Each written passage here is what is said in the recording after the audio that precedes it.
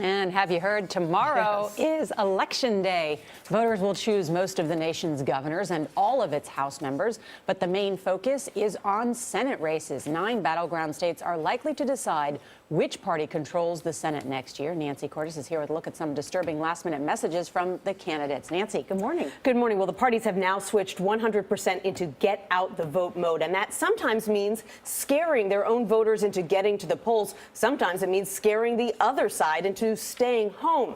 Either way, it's prompting accusations of dirty tricks, especially in the South. Ad makers from both sides are hoping fear of Ebola is as contagious as the disease itself. The Ebola outbreak is... They're using images of body bags and hazmat suits to blame opponents for Ebola's arrival in the U.S. Open borders, threats of terrorism, Ebola.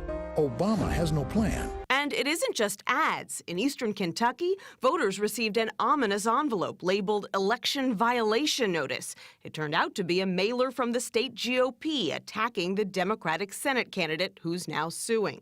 Liberal groups looking to boost African-American turnout in Georgia sent out these flyers warning, if you want to prevent another Ferguson, vote. And they invoked the murder of Florida teen Trayvon Martin in a radio ad against North Carolina Republican Tom Tillis. Tillis even led the effort to pass the type of stand your ground laws that caused the shooting death of Trayvon Martin. Tillis called it race baiting. I think it's just another example of a desperate campaign. His opponent, Democratic Senator Kay Hagan, agreed. I think that injecting that kind of issue into politics is wrong. I think there is certainly a time and a place to have a dialogue on those issues. But I'm totally against fear tactics. 1, 2. Fear in politics is nothing new. Ultimately, at the end of the campaign, you've run out of reasons for trying to convince voters to vote for you. So you're usually trying to convince people to vote against the other person or to disqualify the other candidate. And of course, a great way to disqualify the other candidate is to make people fearful of what might happen if that other person is elected. And he says negative ads work because people are often more likely to vote when they're moved by fear of something bad than by hope for something good.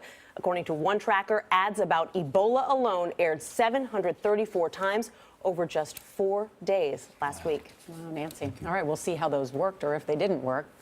CBS News is going to have full coverage of the election. That's starting tomorrow night on the CBS Evening News with Scott Pelley. And we will have campaign 2014 updates during the evening. Plus, Scott and I will anchor a 1-hour primetime special. Nancy Cordes will be there along with Charlie and Gail, Bob Schieffer, John Dickerson, Anthony Mason, Bill Whitaker, and more. So we hope you'll join us. That's tomorrow night here on CBS.